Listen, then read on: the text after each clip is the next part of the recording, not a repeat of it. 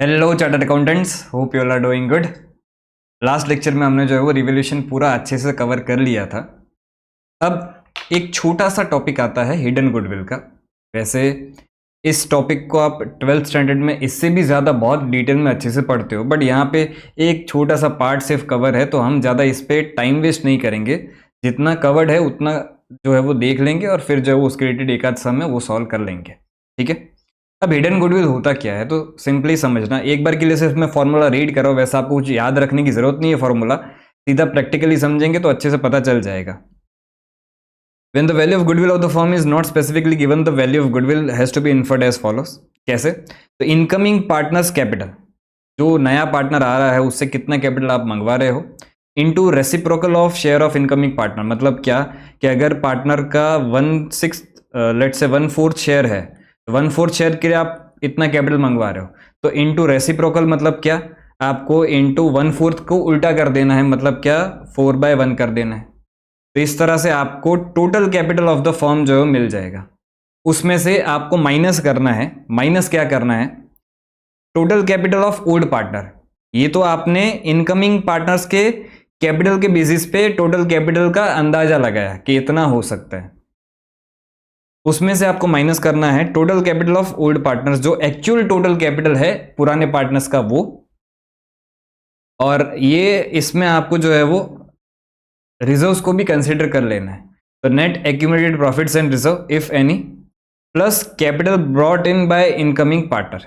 ये तीनों ही चीज़ों को ऐड करके जो फिगर मिलेगा उसको आप ये वाले फिगर में से माइनस करोगे तो आपको क्या मिल जाएगा, हिडन गुडविल मिल जाएगा। और ये जो गुडविल है ये टोटल फॉर्म का गुडविल आपको मिलेगा।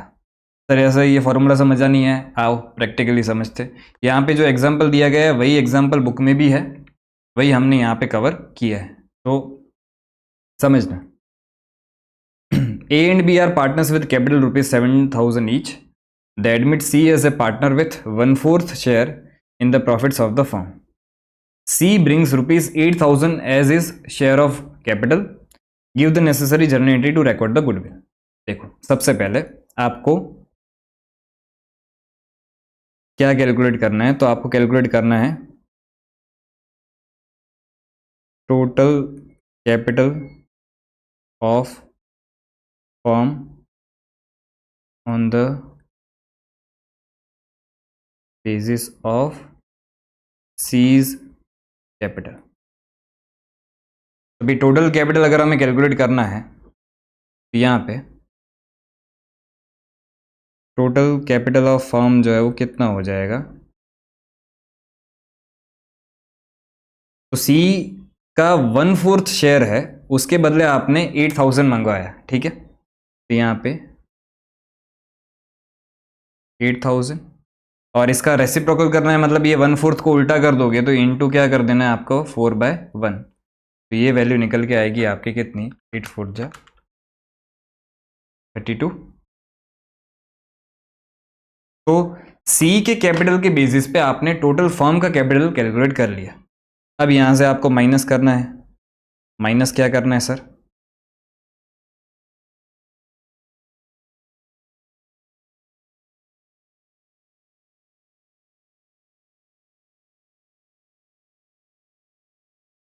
एक्चुअल कैपिटल है कितना, तो यहाँ पे ए एंड बी का 7,000 ईच है,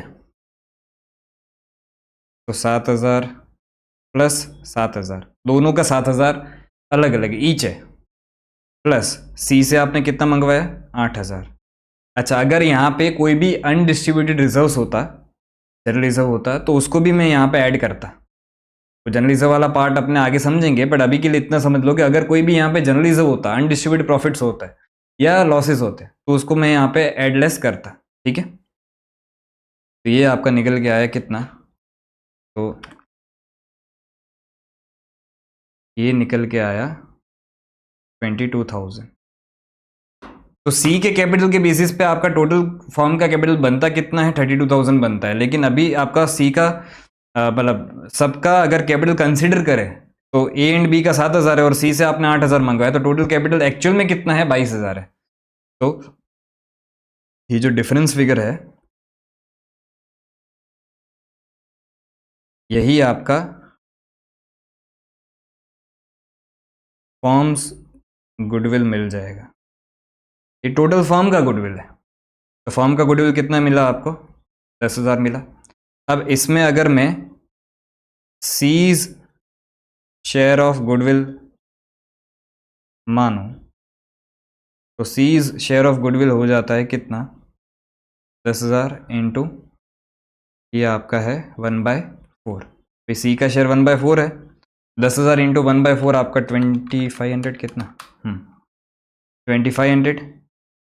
अच्छा, ये सी का शेयर ऑफ गुडविल है। अब ये जो है वो किसको मिल जाएगा? सेक्रीफाइसिंग पार्टनर को मिल जाएगा। अच्छा, कोई भी सेक्रीफाइसिंग रेशियो दिया नहीं गया है, जो आपका ओल्ड रेशियो है वही आपका सेक्रीफाइसिंग रेशियो हो जाएगा। तो ए एंड बी का ओल्ड रेशियो क्या है? और partners with capital of 7,000 each, they admit C as partner with. देखो कुछ भी बोला नहीं गया है, तो आपका जो है वो इक्वल रेशियो ही आपका माना जाएगा, ओल्ड रेशियो। तो ए का 1, बी का 1। तो उस केस में यहाँ पे आपका एंट्री किस तरह से होगी? गेनिंग पार्टनर कौन है? सी जो है वो गेनिंग पार्टनर है, तो सीज कैपिटल अकाउंट का आप डेबिट करोगे कितने से? 2500 से to A's capital account 1250 to B's capital account 1250। इस तरह से जो है वो आपका फर्म का एंड गुडविल का एडजस्टमेंट होगा। ठीक है, वैसे ये बहुत डिटेल टॉपिक है, बट यहाँ पे इतना ही कवर्ड है तो हम ज़्यादा इस पर टाइम वेस्ट नहीं करेंगे। ठीक है, इस ये आपका हिडन गुडविल हो गया। अब इसके रिलेटेड एक सम जो है वो हमें क्वेश्चन दिया गया है, ये आप देख सकते हो। यही एग्जाम्पल मैंने यहाँ पे सॉल्व करवाया है, इधर आपका आंसर इस तरह से है। ठीक है, अब इसके रिलेटेड एक सम जो है हमारे पास वो देख लेते हैं। क्वेश्चन नंबर 3 पे आ जाइए। क्वेश्चन नंबर 3 क्या बोल रहा है? A and B are partners in a firm sharing profits and losses in the ratio of 3:2. The balance sheet of A and B as on 1/1/2022 was as follows. तो trade payables आपको दिया गया है 17,000, bank overdraft इस पर दिया गया है 9,000, कैपिटल अकाउंट्स आपको 44,000 एंड 36,000 दिया गया है। ठीक है, building, furniture, inventories, trade receivable और उसका कुछ प्रोविजन भी क्रिएट करके दिया है, investments and cash. C was admitted to the firm on the above date on the following terms. ठीक है, C is admitted for 1/6 share. C को कितना शेयर मिल रहा है? 1/6 share in the future profits and to introduce capital of ₹25,000। तो C जो है वो कैपिटल अपना लेके आ रहा है कितना? 25,000। The new profit sharing ratio of A B and C will be 3:2:1। ये न्यू PSR दिया गया है। ओल्ड PSR आपका कितना था? ओल्ड PSR था आपका 3:2। ठीक है, C is unable to bring in cash for his share of goodwill। तो यहाँ पे वो अपना गुडविल का पैसा तो लेके नहीं आ पा रहा है, तो अगर वो गुडविल का पैसा कैश में लेके नहीं आ पा रहा है तो हम उसको गुडविल का एडजस्ट करेंगे किसके थ्रू? कैपिटल अकाउंट्स के थ्रू। ठीक है, they decided to calculate goodwill on the basis of C's share in profit and the capital contribution made by him to the firm. तो ये वही बोलना चाह रहा है कि भी सी ने जो कैपिटल कंट्रीब्यूशन किया उसके बदले हम उसको जो प्रॉफिट शेयर दे रहे हैं उसके बेसिस पे हम जो है वो गुडविल का कैलकुलेशन करेंगे, जो अभी हमने थोड़ी देर पहले किया। ठीक है, फिर उसके बाद कुछ रिवोल्यूशन की बातें कर रहे हैं। Furniture is to be written down by ₹870, inventory to be depreciated by 5%। A provision is required for trade receivable at the rate 5% for bad debts. Provision would also be made for outstanding wages of 1560। ये liability बढ़ रही है। The value of building having appreciated be brought up to ₹29,200। ठीक है, the value of investment is increase by ₹450। तो ये सारे revolution के केस है, ये सब कुछ। It is found that trade payables included a sum of ₹1,400 which is not to be paid off। अब ये तो जो है वो क्या हो गया? आपका गेन हो गया, फायदा हो गया।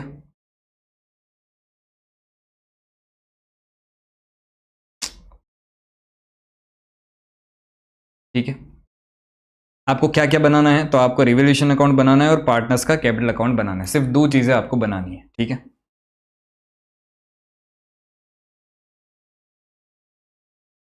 सिंपल है, बना लेते हैं।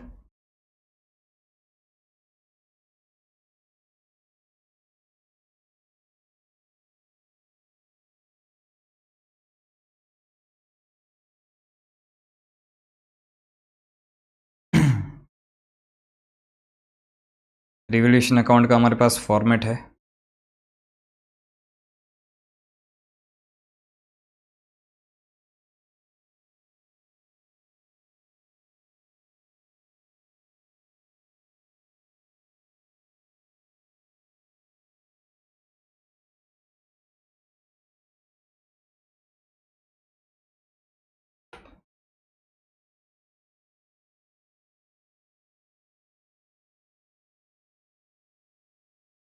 मेमोरेंडम रिवोल्यूशन नहीं बनाना है, ये तो अभी सिर्फ मैंने ऐसे ही लिखा है। अभी तो हमें ओरिजिनल रिवोल्यूशन ही बनाना है। यहाँ पे ऐसा कहीं पे भी क्वेश्चन में नहीं बोला गया है कि आपको असेट्स एंड लायबिलिटीज को ओल्ड वैल्यूज पे रखना है। अगर ऐसा बोला गया होता तो मेमोरेंडम रिवोल्यूशन अकाउंट बनाता, बट अभी तो ऐसा कुछ भी बोला नहीं गया है। वही कर देते, ये जगह जरूरत नहीं है।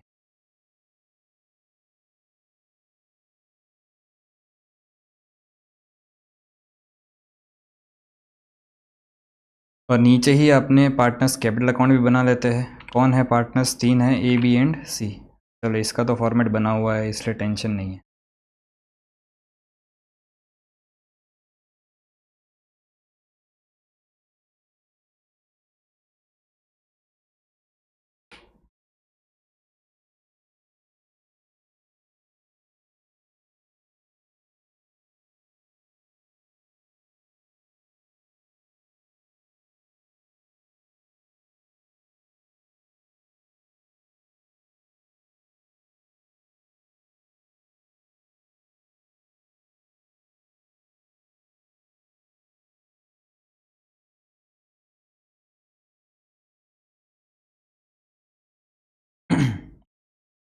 ठीक है, दो चीज़ें हमें बनानी है, पर हमें कुछ वर्किंग नोट्स जो है वो करनी पड़ेगी। तो सबसे पहले देखो, स्टेप बाय स्टेप जाने का सबसे पहला काम हम क्या करते थे? New profit sharing ratio calculate करते थे, पर न्यू प्रॉफिट शेयरिंग रेशियो तो दिया गया है। तो दूसरा एक और चीज़ हमें कैलकुलेट करना होता था। क्या कैलकुलेट करना होता था? सेक्रीफाइसिंग रेशियो कैलकुलेट करना होता था। तो सबसे पहला काम वो कर लेते हैं। तो वर्किंग नोट 1, सेक्रीफाइस रेशियो। तो कौन कौन सेक्रीफाइस कर रहा है? भाई ए एंड बी ही सेक्रीफाइस करेंगे। सेक्रीफाइसिंग रेशियो कैसे कैलकुलेट करते थे? तो old share minus new share. Old share अगर आपका है तो ये दिया गया है आपको 3/5, इधर इसका है 2/5, माइनस न्यू शेयर क्या है? 3/6, इसका 2/6। तो यहाँ पे अगर हम देखें तो एलसीएम आपका हो जाएगा 6×5 = 30, 6×3 = 18, माइनस 5×3 = 15। तो ये हो जाता है आपका 3/30 इसका सेक्रीफाइस। और इधर अगर एलसीएम हम देखें तो इधर एलसीएम आपका निकलता है 30, इधर 6×2 = 12, 5×2 = 10। ये हो गया क्या? 2/30। यही आपका हो गया क्या? सेक्रीफाइस। तो 3:2 ही आपका जो है वो क्या है? सेक्रीफाइसिंग रेशियो है।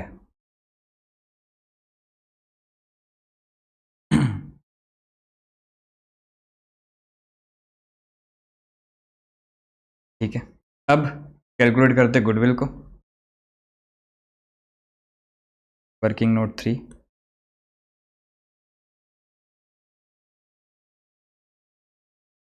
सॉरी वर्किंग नोट 2 ही है ना?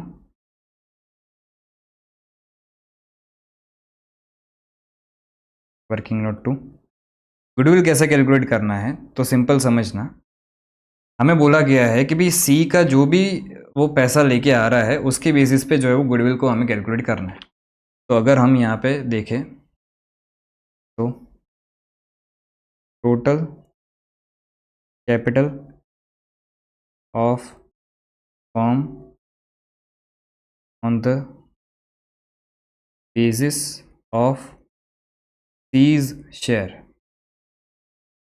तो टोटल कैपिटल कितना बन के आता है? तो भाई वो 25,000 रुपये लेके आ रहा है और उसके बदले उसको प्रॉफिट शेयर दिया कितना जा रहा है? तो 1/6 प्रॉफिट शेयर उसको दिया जा रहा है, तो इंटू 6/1। तो ये आपका हो जाएगा कितना? 25,000 × 6, 1,50,000।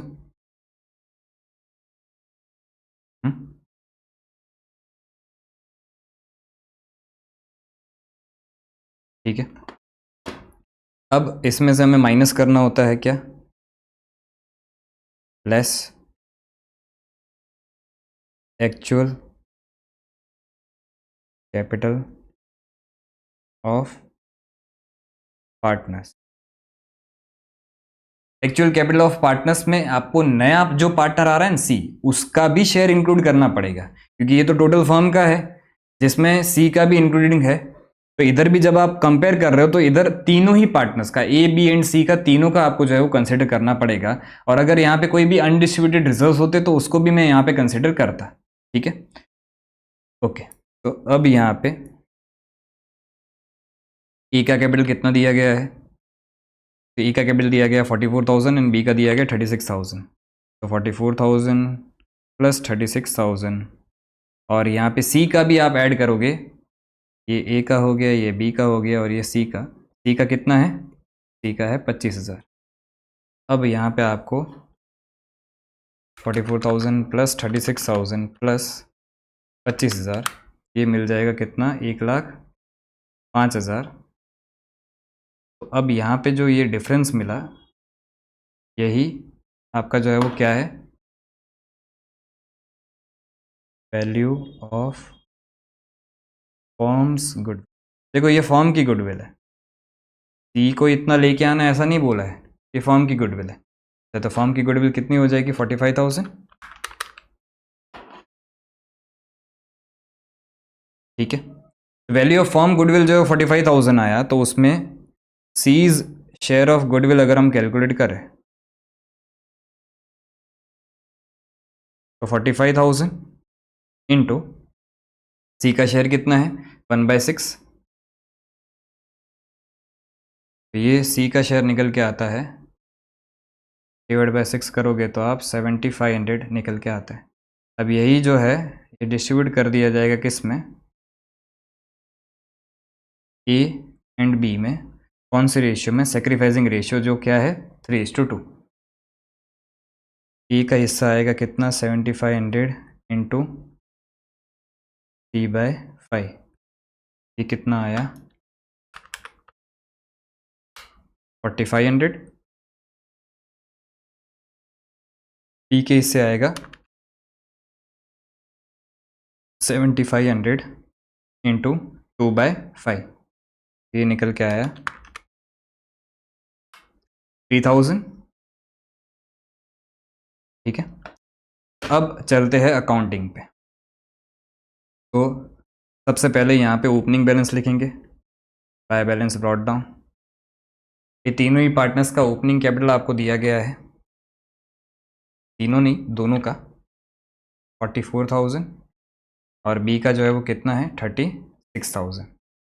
ठीक है, अब सी जो है वो कैपिटल लेके आ रहा है, कितना कैपिटल लेके आ रहा है भाई, सी जो है वो 25,000 टोटल कैपिटल लेके आ रहा है। तो यहाँ पे मैं बाय बैंक अकाउंट लिखूंगा, यहाँ पे बैंक भी लिख सकते हो, कैश भी लिख सकते हो, कुछ भी लिख सकते हो, क्योंकि इस बार जो है ना बैंक ओडी भी दिया गया है और यहाँ पे कैश भी दिया गया है, बट हमें बैलेंस शीट बनानी नहीं है तो ज़्यादा टेंशन नहीं है। चलो यहाँ पे कैश लिख देते हैं अपने, सी जो है वो कैश में कितना लेके आ रहा है, 25,000 लेके आ रहा है। अब गुडविल का एडजस्टमेंट किस तरह से होगा, तो सी का कैपिटल अकाउंट डेबिट होगा, और बाय सीज कैपिटल अकाउंट कितने से, सी का कैपिटल डेबिट होगा 7,500 से, और क्रेडिट कौन कौन होंगे, तो क्रेडिट होंगे ए and B 4,500 and 3,000।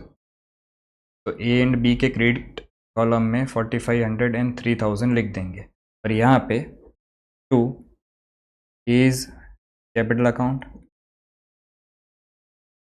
To B's capital account 4,500 and 3,000। ठीक है, गुडविल का एडजस्टमेंट हो गया। पहला step new PSR sacrifice ratio, दूसरा स्टेप गुडविल, तीसरा स्टेप हमारा होता था क्या, रिवैल्यूएशन। तब रिवैल्यूएशन के कामकाज को ख़त्म करते हैं। रिवैल्यूएशन के लिए क्या क्या चीज़ें बोली गई है, तो सबसे पहले furniture is to be written down by ₹870। चलो फर्नीचर को सीधा इतने से ही कम कर दो, तो यहाँ पे क्या लिख दोगे, टू फर्नीचर अकाउंट 870। फिर उसके बाद इन inventory to be depreciated by 5%। तो इन्वेंट्री है कितनी, 21,400 है। इसका 5% अगर निकाले तो 1070।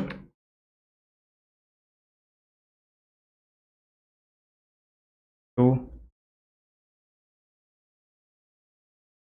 इन्वेंट्रीज अकाउंट, उसके बाद ये provision is required for trade receivable eight the rate 5%। अच्छा 35,000 का 5% बनता कितना है, तो 35,000 का 5% बनता है 1750। और अभी उन्होंने ऑलरेडी कुछ प्रोविजन क्रिएट करके रखा है। कितना क्रिएट करके रखा है, 200 क्रिएट करके रखा है। 1750 माइनस 200 करोगे तो 1550 आ जाएगा। तो यहाँ पे to provision for bad debts कितना आएगा, तो 1750 माइनस 200। भाई 1750 तो 5% के हिसाब से टोटल रखना है, ये 5% के हिसाब से टोटल इतना रखना है, पर ऑलरेडी कुछ तो क्रिएट किया हुआ है ना 200, तो और कितना क्रिएट करना है, तो और जो है वो आपको क्रिएट करना है 1550।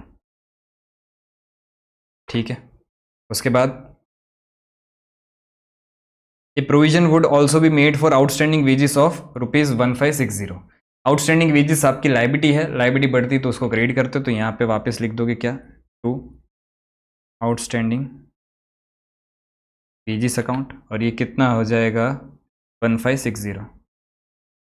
ठीक है, वैल्यू ऑफ बिल्डिंग है appreciated by to be appreciated and brought up to 29,200। अभी है कितनी वैसे वैल्यू ऑफ बिल्डिंग, 26,000। कितने से अप्रिशिएट करना पड़ेगा, तो 26,000 माइनस 29,200 अगर आप करोगे तो 3200 से आपको बिल्डिंग को अप्रिशिएट करना पड़ेगा। तो यहाँ पे बिल्डिंग की वैल्यू बढ़ रही है तो वो गेन होगा, तो रिवैल्यूएशन की क्रेडिट साइड लिख देंगे बाय बिल्डिंग अकाउंट 3200। ठीक है, value of investment is increase by ₹450। Investment की भी वैल्यू इंक्रीज कर रहे हो, तो यहाँ पे बाय इन्वेस्टमेंट्स अकाउंट 450। उसके बाद it is found that trade payables included a sum of ₹1400 which is not to be paid off। भाई 1400 रुपये अब पे नहीं करने पड़ेंगे। अगर पे नहीं करने पड़ेंगे तो ये हमारा तो फायदा हो गया ना, तो फायदा है, ट्रेड पेबल्स कम हो रहे हैं आपके, तो ट्रेड पेबल्स को डेबिट करोगे तो बाय ट्रेड पेबल्स अकाउंट कितने का फायदा है आपका, 1400 का। ठीक है, अब चेक कर लेते हैं कि भाई कौन सी साइड आ रहा है आपका गेन लॉस। यहाँ पे 870 प्लस 1070 प्लस 1550 560 माइनस 200 है, टैली हो रहा है, अच्छी बात है, चलो टैली हो रहा है तो हो जान दो। मतलब क्या कि भी आपका कोई भी गेन लॉस नहीं है, तो कुछ भी पार्टनर्स कैपिटल अकाउंट में डिस्ट्रीब्यूट नहीं होगा। 5050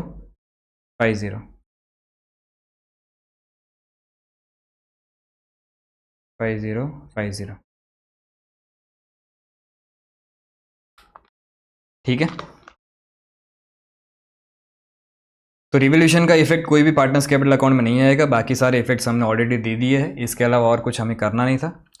तो इधर अब आपको मिल जाएगा क्या, टू बैलेंस कैरिड डाउन, ये आपका balancing figure.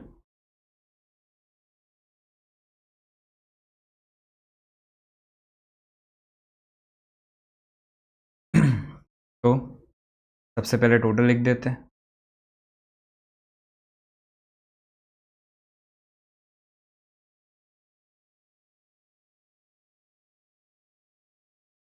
$44,000 plus 4500 48,500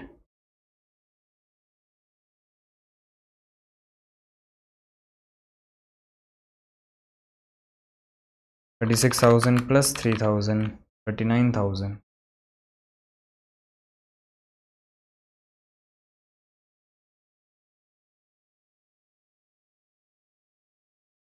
25,000 minus 4500 minus 3,000, ये हो गया 17,000। 500 क्या आ जाएगा, 25,000। ठीक है, सिंपल समता है एकदम ही। ये वाला क्वेश्चन भी आपका कंप्लीट होता है। अब हमें कुछ एक दो कंसेप्ट और समझने हैं और फिर जो है वो अपने सिर्फ एक दो कंसेप्ट और समझेंगे और फिर जो है वो सम्स ही सम्स करने हैं। ठीक है, तो अगर हम यहाँ पे देखें तो कितने पॉइंट्स हमने कवर कर लिए। तो न्यू प्रॉफिट शेयरिंग रेशियो कैसे कैलकुलेट करना है वो हमने देख लिया। Valuation of goodwill and treatment of goodwill भी हमने देख लिया। Revaluation of assets and reassessment of liabilities, ये वाला पार्ट भी हमने देख लिया। अब हमें जो है वो दो चीज़ें और समझनी है। एक तो क्या, treatment of reserves and fictitious asset given in the balance sheet, और दूसरा कैपिटल एडजस्टमेंट इफ एनी। अगर क्वेश्चन कैपिटल एडजस्टमेंट का बोल रहा है तो उसको भी हमें समझना पड़ेगा। ठीक है,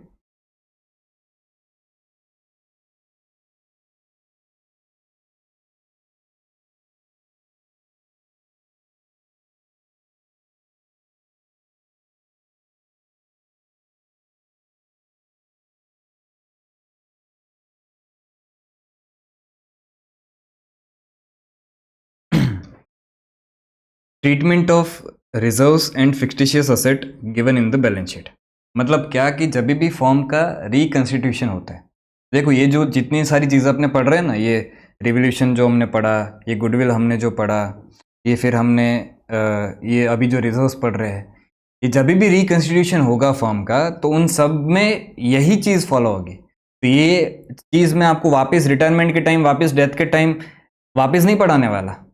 इधर जो पढ़ रहे हैं वही का वही सेम जो है वो रिपीट होगा, कहाँ पे, रिटायरमेंट में भी और डेथ में भी। ठीक है, तो treatment of reserves and fictitious asset given in the balance sheet, जब भी फॉर्म का रिकंस्टिट्यूशन होता है, मतलब अगर प्रॉफिट शेयरिंग रेशियो चेंज हो रहा है, एडमिशन हो रहा है, रिटायरमेंट हो रहा है, डेथ हो रहा है, तो उस केस में आपको रिजर्व्स का and fictitious asset, fictitious asset मतलब क्या, कचरा, ऐसा समझ लो, लॉसेस, तो उस उन दोनों का आपको क्या क्या इफेक्ट देना है। तो सिंपल ये है कि हमने यूनिट 1 में समझा था कि आप जनरल रिजर्व क्रिएट कैसे करते हो। तो जनरल रिजर्व आप क्रिएट करते हो कैसे, कि पीएनएल एप्रोप्रिएशन अकाउंट को आप जो है वो डेबिट करते हो और टू जनरल रिजर्व अकाउंट करते हो। इस तरह से आप जनरल रिजर्व क्रिएट करते हो। मतलब ऐसा कि भी आपका जो भी डिविजिबल प्रॉफिट था उसमें से कुछ टुकड़ा आपने डिस्ट्रीब्यूट नहीं किया पार्टनर्स में, और वो कुछ टुकड़ा साइड में रख दिया कि कोई भी अनएक्सपेक्टेड चीज़ आ गई, अनएक्सपेक्टेड नुकसान आ गया, तो उसके साथ उसकी सेफ्टी के लिए आपने जो है जनरल रिजर्व रख दिया था। ठीक है, तब अब ये जो जनरल रिजर्व है वो आपका अनडिस्ट्रीब्यूटेड प्रॉफिट्स है। तो जो भी आपके अनडिस्ट्रीब्यूटेड प्रॉफिट्स होते हैं, तो रिकंस्टिट्यूशन के टाइम आप अनडिस्ट्रीब्यूटेड प्रॉफिट्स को डिस्ट्रीब्यूट कर देते हो। अच्छा, किस में डिस्ट्रीब्यूट करोगे? सीधी बात है कि जब ये आपने साइड में रखा था डिविजिबल प्रॉफिट, तब जो पार्टनर्स थे, मतलब जो ओल्ड पार्टनर्स थे, उनका ही ये प्रॉफिट है ना। जो नया पार्टनर आ रहा है उसको थोड़ी ना उसमें से कुछ देना है, उसका कोई हिस्सा भी नहीं है उसमें। तो general reserve and fictitious asset कुछ भी अगर है तो प्रॉफिट्स एंड लॉसेस दोनों ही जो है वो आपको डिस्ट्रीब्यूट कर देना है ओल्ड पार्टनर्स में, ओल्ड प्रॉफिट शेयरिंग रेशियो में। यहाँ पे अगर आप देखोगे तो अगर आपको बैलेंस शीट में कोई भी जनरल रिजर्व अकाउंट दिख रहा है या पीएनएल अकाउंट दिख रहा है, इन दोनों का जो है वो क्रेडिट बैलेंस होगा। अगर लायबिलिटी साइड ये चीज़ दिख रही है तो, अगर लायबिलिटी साइड आपको ये चीज़ दिख रही है तो उस चीज़ को आपको डिस्ट्रीब्यूट कर देना है पार्टनर्स कैपिटल अकाउंट में। अच्छा, डिस्ट्रीब्यूट करना है तो इनका जो है वो क्रेडिट बैलेंस होगा।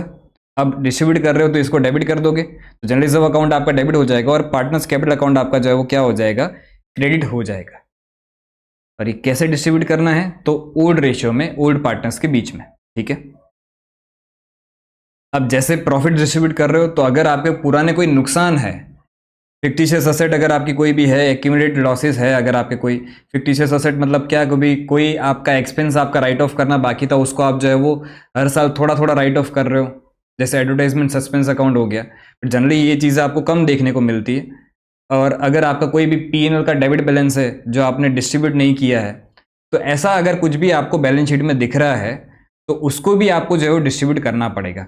अब ये जो fictitious asset and accumulated losses है, इनका जो है वो जनरली डेबिट बैलेंस ही होगा, क्योंकि ये चीज़ असेट साइड दिख रही होगी आपको। अब डेबिट बैलेंस वाली चीज़ है, उसको डिस्ट्रीब्यूट करना है तो उसको हमें क्या करना पड़ेगा, उसको हमें करना पड़ेगा क्या, क्रेडिट करना पड़ेगा। और डेबिट किसको करोगे भाई, पार्टनर्स के कैपिटल अकाउंट को डेबिट कर दोगे। और कैसे डेबिट करोगे, ओल्ड रेशियो में। सिंपल, ठीक है। तो ये तो दो रिजर्व्स थे, मतलब एक रिजर्व था और एक नुकसान था। अब जो है वो कुछ ट्रीटमेंट ऑफ स्पेशल रिजर्व्स जो है वो हमें अच्छे से समझना पड़ता है। तो सबसे पहले अगर हम बात करें तो वर्कमैन कंपनसेशन रिजर्व। अभी वर्कमैन कंपनसेशन रिजर्व होता क्या है, तो उसको अगर हम पढ़े, workman compensation reserve is in a partnership is a fund set aside to pay injuries या illness that employees experience while working. अगर एम्प्लॉयज को काम करते टाइम कुछ भी इंजरीज हो गई, कोई इलनेस हो गया, तो उसको हमें कंपनसेट करना पड़ेगा। उसके लिए जो है वो हम क्या करते हैं, मतलब पार्टनरशिप फर्म जो है वो क्या करती है, वर्कमैन कंपनसेशन रिजर्व क्रिएट करती है। अब वर्कमैन कंपनसेशन रिजर्व भी कहाँ से क्रिएट होगा? देखो, जितने भी रिजर्व्स है वो सारे ही क्रिएट होते हैं आपके प्रॉफिट्स में से। और कौन से प्रॉफिट्स? जो आपके डिविजिबल प्रॉफिट होते हैं उसमें से ही जो है वो ये आप सारे प्रॉफिट्स रिजर्व जो है वो कैलकुलेट करते हो, ठीक है। तो अब अगर आपको बैलेंस शीट में रिकंस्टिट्यूशन के टाइम, मतलब change in PSR, admission, retirement and death, अब जब मैं रिकंस्टिट्यूशन बोलूँ तो ये चारों चीज़ों समझ जाना, वापस मैं ये चार वर्ड जो है वो वापस रिपीट नहीं करूंगा। बट रिकंस्टिट्यूशन के टाइम अगर आपको बैलेंस शीट में कोई भी वर्कमैन कंपनसेशन रिजर्व दिख रहा है तो उसका इफेक्ट किस तरह से होगा, तो उसको थोड़ा सा ना अपने एग्जाम्पल के थ्रू समझते हैं। ये एग्जाम्पल का आंसर वैसे मैंने यहाँ पे दिया हुआ है, बट इसको उधर ले लेते हैं और उसको समझते हैं।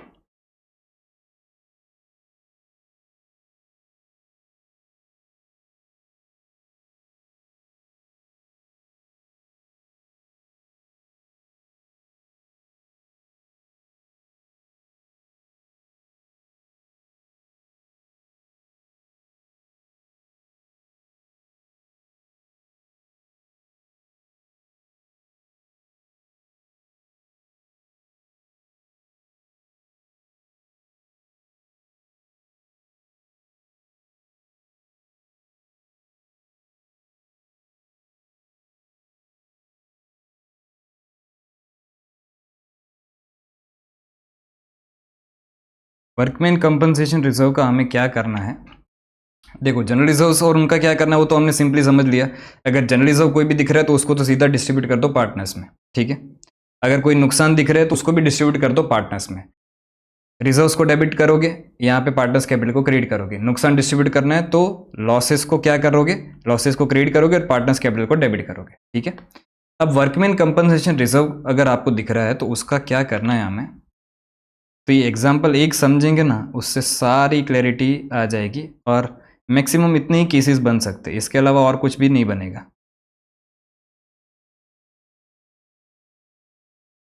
समझना, A and B are partners sharing profits in the ratio of 3:2. They admitted C as new partner for 1/6 share, ठीक है।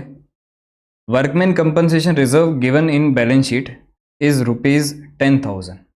बैलेंस शीट में जो आपको WCR दिया गया है वो बैलेंस शीट में कितना दिया गया है, 10,000 रुपये दिया गया है, ठीक है। Give accounting treatment for workman compensation reserve in following cases. तो आपको टोटल 4 केसेस दिए गए हैं।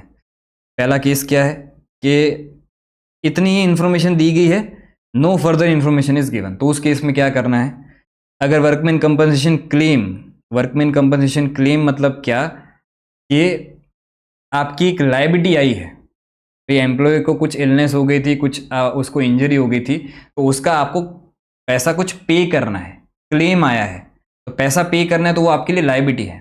तो अगर आपकी वर्कमैन कंपनसेशन क्लेम की जो है वो लायबिलिटी 10,000 रुपये की है तो क्या करना है, अगर लायबिलिटी 8,000 रुपये की है तो क्या करना है, अगर लायबिलिटी 12,000 रुपये की है तो क्या करना है, ये सारी चीज़ें जो है वो हमें समझनी है, ठीक है।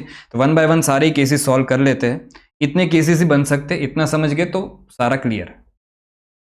तो सबसे पहला केस ए,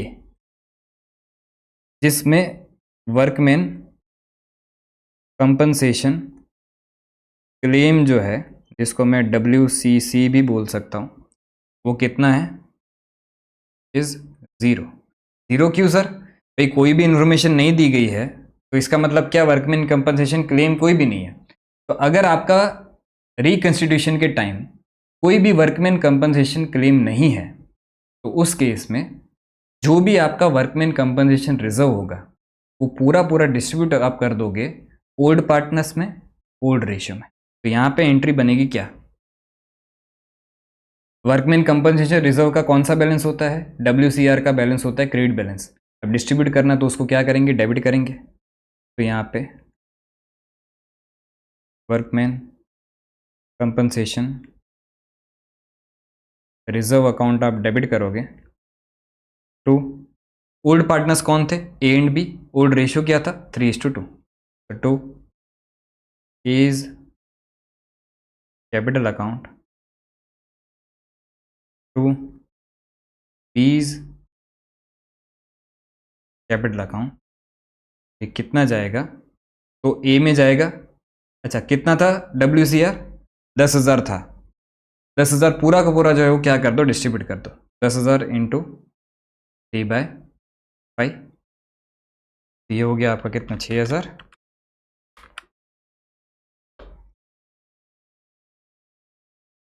ये 10,000 इंटू 2/5, ये हो गया इसका 4,000। इधर आपका वर्कमैन कंपनसेशन रिजर्व जो है वो खत्म हो जाएगा। फर्स्ट केस क्लियर, ठीक है। केस 2 क्या बोल रहा है, केस बी बोल रहा है कि भाई अगर आपका वर्कमैन कंपनसेशन क्लेम जो है वो ₹10,000 है तो उस केस में क्या करोगे। तो देखो लायबिलिटी तो बढ़ रही है, लायबिलिटी को जो है वो क्या करोगे, क्रेडिट करोगे, और ये एक तरह से आपका खर्चा माना जाता है, ठीक है।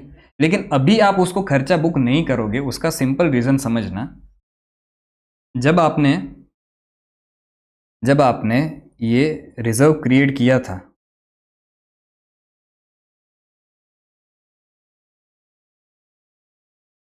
जब आपने ये रिजर्व क्रिएट किया था तब आपने एंट्री क्या की होगी, P&L को डेबिट किया होगा, टू वर्कमैन कंपनसेशन रिजर्व किया होगा। तो तभी ही आपने जो है P&L को डेबिट करके आपने वर्कमैन कंपनसेशन रिजर्व को क्रिएट किया था। अगर P&L को डेबिट किया मतलब तभी ही आपने प्रॉफिट उतना कम कर दिया था, तभी आपने उतना नुकसान मान लिया था और रिजर्व क्रिएट किया था। तो अब तभी आपने प्रॉफिट कम किया था, वापस जो है वो क्लेम आया 10,000 का, तो इसका वापस जो है वो अगर आप प्रॉफिट कम करोगे तो डबल बार हो जाएगा ना। इसलिए हमें क्या करना पड़ता है, तो मैं रफ कर दूं, इसलिए हमें ये जो आपने वर्कमैन कंपनसेशन रिजर्व क्रिएट किया था ना, उसके सामने ये लायबिलिटी जो है वो आपकी क्या हो जाएगी, सेट ऑफ होगी। मतलब खर्चा वापस बुक नहीं होगा, प्रॉफिट वापस कम नहीं होगा। उस केस में आपको एंट्री करनी पड़ेगी क्या, वर्कमैन कंपनसेशन रिजर्व आप डेबिट करोगे to workman compensation claim account आप कर दोगे। वैसे अगर कोई भी रिजर्व नहीं होता तो उस केस में मैं यहाँ पे खर्चे को डेबिट करता, बट अभी तो ऑलरेडी आपने P&L कम करके रिजर्व क्रिएट करके रखा है ना, तो अब यूज करो इस रिजर्व को, वो टाइम आ गया है यूज करने का। तो इसलिए मैं यहाँ पे कोई खर्चा डेबिट नहीं कर रहा हूँ, मैं वर्कमैन कंपनसेशन रिजर्व को डेबिट कर रहा हूँ। और क्रेडिट तो क्या कर रहा हूँ, लायबिलिटी बढ़ रही है जो पे करनी है तो उसको तो मैं क्रेडिट ही करूँगा, ठीक है। और ये कितने से आपका क्लेम कितना है यहाँ पे, तो 10,000 दिया गया है, पूरा पूरा 10,000 से जो है वो आपका क्लेम क्रिएट हो जाएगा। रिजर्व 10,000 से कम हो गया, क्लेम आपका 10,000 से बढ़ गया, ठीक है। अब समझना है यहाँ पे ध्यान से, 10,000 रिजर्व था, 10,000 पूरा का पूरा यूज हो गया, तो क्या अब कुछ पार्टनर्स में डिस्ट्रीब्यूट करने के लिए बचा भी है क्या, बिल्कुल नहीं बचा। तो पार्टनर्स में कुछ भी डिस्ट्रीब्यूट नहीं होगा, ठीक है। केस 3 अगर हम देखें, केस 3 क्या है, वर्कमैन कंपनसेशन क्लेम जो है वो कितना है आपका 8,000 रुपये। तो समझना है यहाँ पे एक चीज़ तो क्लियर है कि भाई वर्कमैन कंपनसेशन रिजर्व को तो मैं डेबिट ही करूँगा। तो नेक्स्ट पेज पे लेते चल,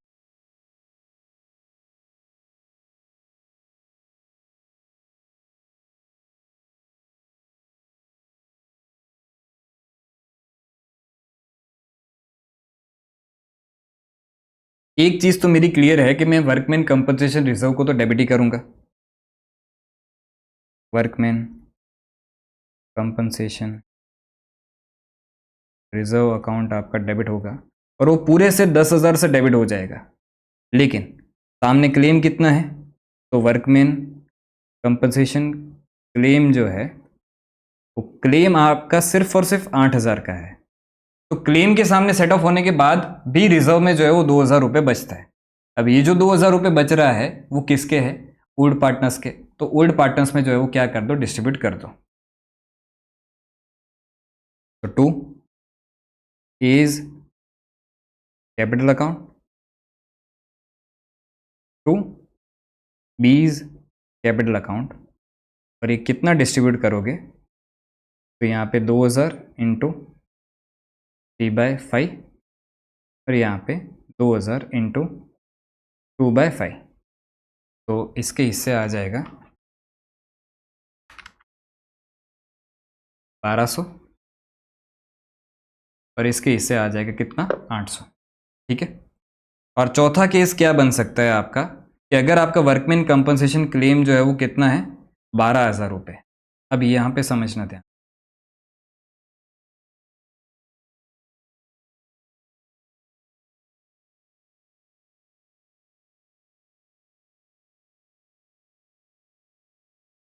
अगर वर्कमैन कंपनसेशन क्लेम आपका 12,000 रुपये है तो उस केस में भी वर्कमैन कंपनसेशन रिजर्व को तो जो है वो डेबिट करोगे।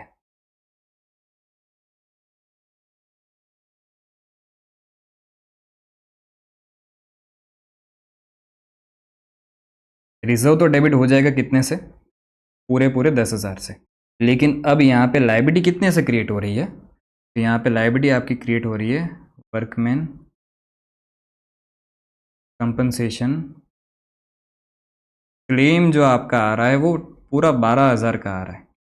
तो अब ये जो 2,000 का एक्स्ट्रा क्लेम आ गया, मतलब एक्स्ट्रा तो नहीं बोल सकते, बट ऐसा समझ लो कि भाई 2,000 के सामने हमने कोई रिजर्व क्रिएट नहीं किया था, तो 2,000 का एक्स्ट्रा नुकसान हो गया। जितना एक्सपेक्ट किया था उससे 2,000 ज्यादा नुकसान हो गया। तो ये जो 2,000 ज्यादा नुकसान हुआ है ये रिकंस्टिट्यूशन के टाइम हुआ है। रिकंस्टिट्यूशन के टाइम अगर कोई भी नुकसान या फायदा होता है वो सब कुछ कहाँ पे जाता है, रिवैल्यूएशन अकाउंट में। तो ये भी आपका कहाँ पे जाएगा, रिवैल्यूएशन अकाउंट में चला जाएगा 2,000। तो इसको आप जो है वो क्या करोगे, रिवैल्यूएशन अकाउंट डेबिट कर दोगे। और ऑब्वियस बात है कि भाई ऑलरेडी कम पड़ रहा है तो पार्टनर्स में तो कुछ भी नहीं जाने वाला है। ठीक है। तो मैक्सिमम जो है वो आपके इतने केसेस वर्कमैन कंपनसेशन रिजर्व में हो सकते हैं। क्लियर। ठीक है।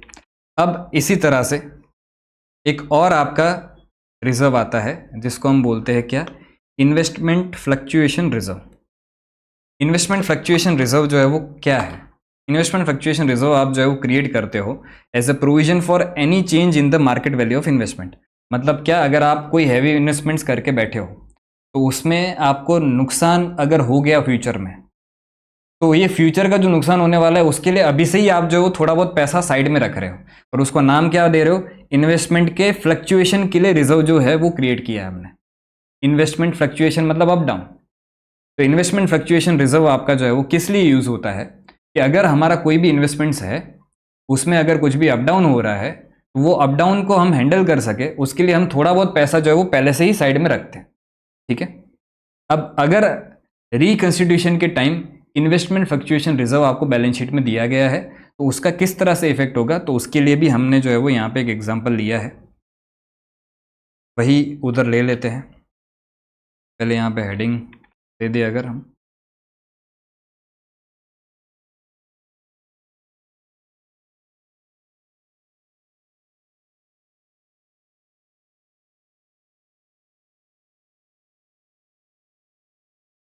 इन्वेस्टमेंट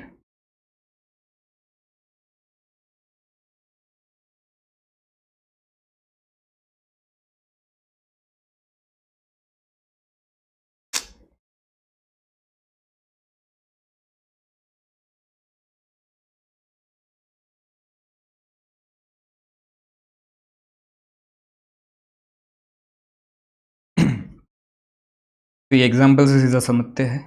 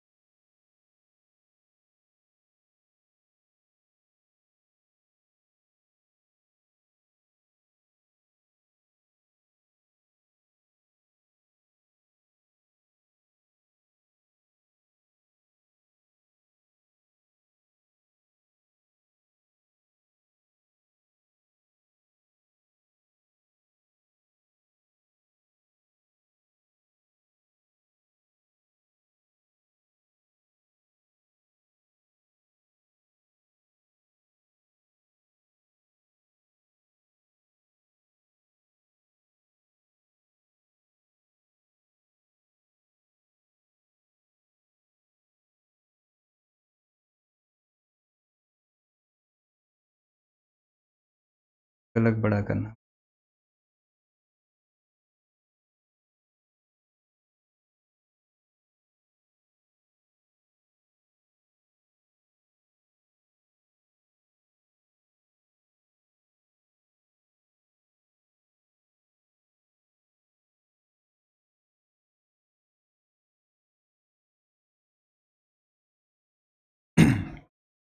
ठीक है,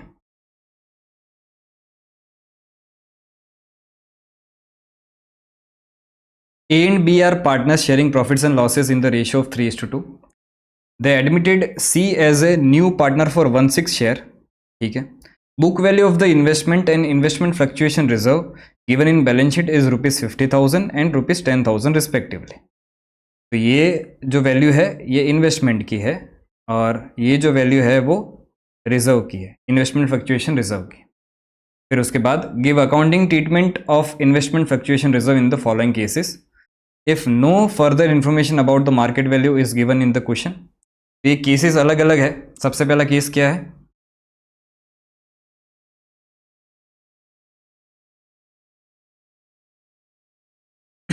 तो वन बाय वन सारे केसेस सॉल्व करते जाते हैं.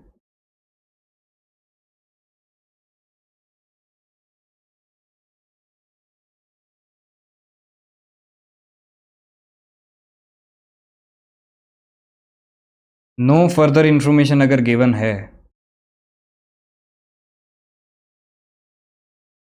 तो नो फर्दर इंफॉर्मेशन है तो उस केस में सिंपली हमें क्या करना होता है, जो भी आपका इन्वेस्टमेंट फ्लक्चुएशन रिजर्व होता है या इन्वेस्टमेंट फ्लक्चुएशन फंड भी, अगर देखो ये रिजर्व को वो फंड भी बोल सकते हैं तो दोनों में कंफ्यूज मत होना.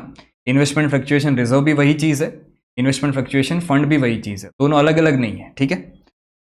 तो अगर कोई भी इन्फॉर्मेशन आगे नहीं दी गई है तो सिंपल बात है कि जो भी आपका इन्वेस्टमेंट फ्लक्चुएशन रिजर्व दिया गया है उसको डिस्ट्रीब्यूट कर दो ओल्ड पार्टनर्स में ओल्ड रेशियो में. तो रिजर्व को डिस्ट्रीब्यूट करना है तो रिजर्व को आप डेबिट करोगे, इन्वेस्टमेंट फ्लक्चुएशन रिजर्व अकाउंट आप जो है वो डेबिट कर दोगे to A's capital account to B's capital account. और इन्वेस्टमेंट फ्लक्चुएशन रिजर्व है कितना, तो ये 10,000 रुपये है. 10,000 से ये डेबिट हो जाएगा और क्रेडिट 10,000 इंटू 3/5 ये हो गया 6,000. 10,000 इंटू 2/5 ये हो गया 4,000. पहला केस तो एकदम ही सिंपल. ठीक है. अब सेकंड केस क्या बोल रहे हैं?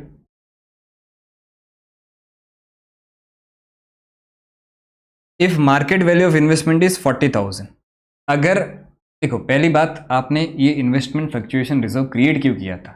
कल को जाके कोई भी मार्केट वैल्यू ऑफ इन्वेस्टमेंट कम हो जाए, नुकसान हो जाए, तो उस नुकसान को पहले से ही हम जो है वो टैकल कर सकते कि भाई हमने इतना नुकसान तो पहले ही बुक कर लिया है, इसलिए इतना पैसा तो हमने साइड में पहले से ही रख दिया है, उसके लिए जो है वो आपने ये रिजर्व क्रिएट किया था. अब इन्वेस्टमेंट की वैल्यू इधर बैलेंस शीट में कितनी दिख रही है? बैलेंस शीट में 50,000 दिख रही है. अब रिकंस्टिट्यूशन के टाइम हो कितनी गई? 40,000 रुपये हो गई. तो 10,000 रुपये कम हुई. तो उस केस में एंट्री क्या होगी समझना. तो सबसे पहले इन्वेस्टमेंट फ्लक्चुएशन रिजर्व जो है वो आपका यूज होगा इन्वेस्टमेंट की वैल्यू को कम करने के लिए. इन्वेस्टमेंट फ्लक्चुएशन रिजर्व अकाउंट जो है वो आप डेबिट करोगे. भाई ये तो पूरे से डेबिट करना है 10,000 से, लेकिन इन्वेस्टमेंट की वैल्यू भी तो जो है वो कम हो गई है. इन्वेस्टमेंट की वैल्यू क्या हो जाएगी? कम हो जाएगी. तो इन्वेस्टमेंट को क्या करेंगे? क्रिएट करेंगे. कितने से क्रिएट करेंगे? 10,000 से. तो इसमें हुआ क्या समझना. अगर नॉर्मली इन्वेस्टमेंट की वैल्यू कम हुई होती ना तो उसके लिए हम जो है वो रिवोल्यूशन अकाउंट को डेबिट करते और उसको नुकसान मानते हैं और ये पार्टनर्स कैपिटल में डिस्ट्रीब्यूट होता है. ये नुकसान रिवोल्यूशन अकाउंट का जो भी बैलेंसिंग फिगर आता है वो पार्टनर्स कैपिटल में क्या होता है? डिस्ट्रीब्यूट होता है. तो अगर मेरा कोई भी रिजर्व क्रिएट नहीं किया हुआ होता तो उस केस में मैं यहाँ पे रिवोल्यूशन अकाउंट को डेबिट करता और अल्टीमेटली ये रिवोल्यूशन अकाउंट जाता कहाँ पे? पार्टनर्स कैपिटल में. लेकिन क्योंकि मैंने इन्वेस्टमेंट फ्लक्चुएशन रिजर्व बुक करके रखा था ऑलरेडी, उतना प्रॉफिट ऑलरेडी पहले कम करके रखा था, तो अभी मेरा कोई भी अलग से दूसरा नुकसान नहीं हो रहा है. ये जो भी इन्वेस्टमेंट की वैल्यू कम हुई वो सेट ऑफ हो गई किसके सामने? एक रिजर्व जो हमने क्रिएट करके रखा था उसके सामने. तो इन शॉर्ट अभी वापस दूसरा कोई नुकसान नहीं हुआ और पार्टनर्स कैपिटल में दूसरा कुछ जाएगा नहीं। ठीक है, अब केस 3 समझते। सारे केसेस समझेंगे तो आपको एकदम क्रिस्टल क्लियर हो जाएगा। केस 3 क्या बोल रहे हैं? अच्छा, इधर हेडिंग लिखना रह गया नहीं। अगर मार्केट वैल्यू को इसको हेडिंग थोड़ा लिख देते हैं।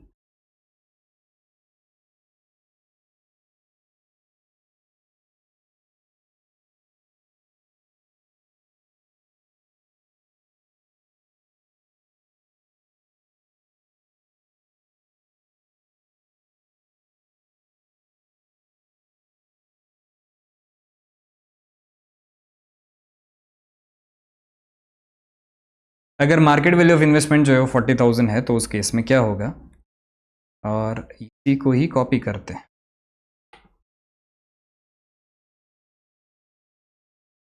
केस सी क्या बोल रहा है? अगर मार्केट वैल्यू ऑफ इन्वेस्टमेंट जो है वो कितना हो गया?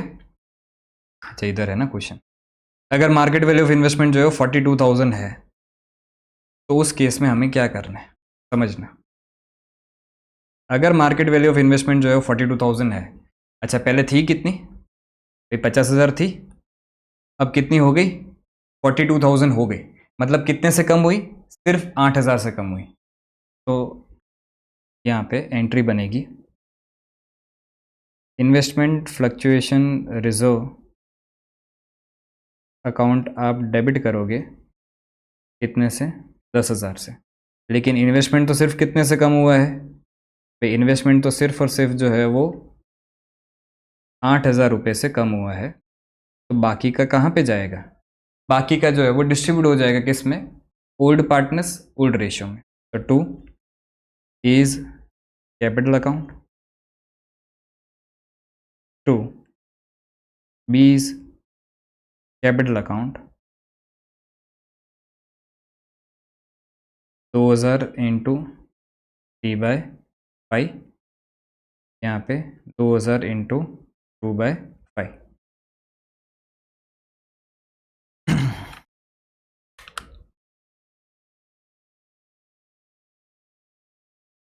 सिंपल, ठीक है। केस डी,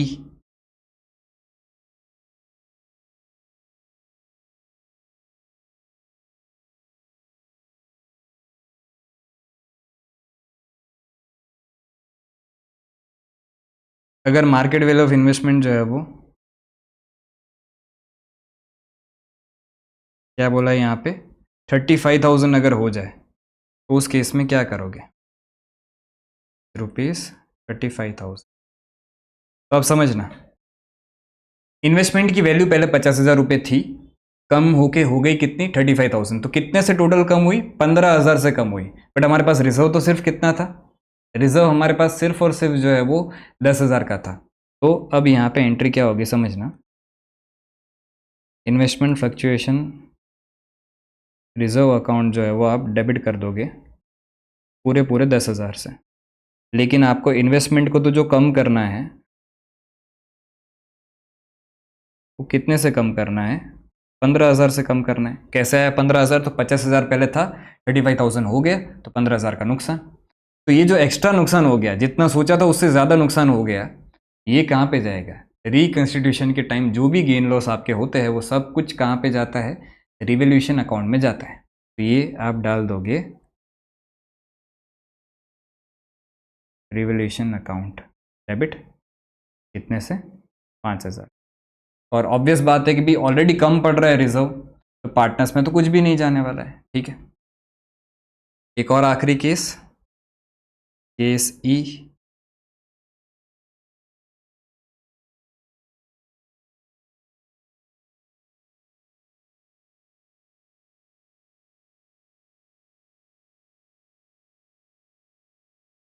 अगर मार्केट वैल्यू ऑफ इन्वेस्टमेंट जो है वो कितनी हो जाती है? 55,000 अगर हो जाती है तो उस केस में क्या होगा? इसमें तो आपकी बल्ले बल्ले है भाई। ओल्ड वैल्यू इन्वेस्टमेंट की कितनी थी? 50,000 थी। रिकंस्टिट्यूशन के टाइम इन्वेस्टमेंट की वैल्यू बढ़ रही है, रिकंस्टिट्यूशन के टाइम इन्वेस्टमेंट की वैल्यू बढ़ रही है, मतलब आपका फायदा हो रहा है। और रिकंस्टिट्यूशन के टाइम सारे फायदे नुकसान कहाँ पे जाते हैं? रिवैल्यूएशन अकाउंट में। तो आप समझना, सबसे पहला काम हम क्या करेंगे? सबसे पहला काम हम ये करेंगे कि इन्वेस्टमेंट की वैल्यू बढ़ाएंगे। तो उस केस में आपकी एंट्री बनेगी क्या?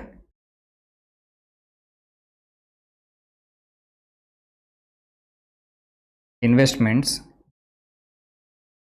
Account debit to revaluation account. Sir कितने से बढ़ेगी वैल्यू? बैलेंस शीट में 50,000 दिख रही थी, अब हो गई कितनी? 55,000। तो 5,000 से आपकी इन्वेस्टमेंट की वैल्यू बढ़ेगी। तो उस रिजर्व का क्या करेंगे सर? रिजर्व का सिंपल केस है कि भाई रिजर्व जो है वो पूरा पूरा डिस्ट्रीब्यूट हो जाएगा किस में?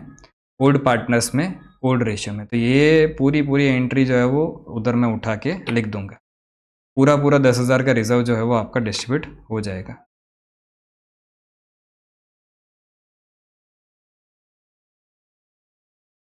सिंपल, ठीक है। तो ये सारे ही केसेस हमने अच्छे से सॉल्व कर लिए। अगर आप इतना कर लेते हो, इतना समझ लेते हो, तो इसके अलावा और कोई केस बनता नहीं है। मैक्सिमम इतने ही केस बनते हैं आपके, ठीक है। तो अगर मैं वापस समरी दे दूं, तो जनरल रिजर्व का क्या करना है? ओल्ड पार्टनर्स ओल्ड रेशियो में। अगर फिक्टिशियस असेट एंड पीएनएल का डेबिट बैलेंस है, पीएनएल का डेबिट बैलेंस मतलब क्या? लॉस, तो उसको भी ओल्ड पार्टनर्स ओल्ड रेशियो में। बट अब लॉसेस को डिस्ट्रीब्यूट करने के लिए लॉसेस को क्रेडिट करना पड़ेगा और पार्टनर्स कैपिटल को डेबिट करना पड़ेगा, बरोबर। फिर WCR अगर चेक करो, वर्कमैन कंपनसेशन क्लेम कुछ है तो पहले क्लेम के सामने सेट ऑफ करो। अगर उसके बाद अगर कुछ भी बच जाता है रिजर्व, तो वो डिस्ट्रीब्यूट करो किस में? Old partners old ratio. Same चीज इन्वेस्टमेंट फ्लक्चुएशन रिजर्व का भी वही होगा। पहले रिडक्शन इन मार्केट वैल्यू के सामने सेट ऑफ करो, अगर उसके बाद कुछ बच जाता है तो उसको ओल्ड पार्टनर्स ओल्ड रेशियो में डिस्ट्रीब्यूट कर दो। सिंपल, ठीक है। तो रिजर्व्स का केस भी हमारा यहाँ पे कंप्लीट होता है। अब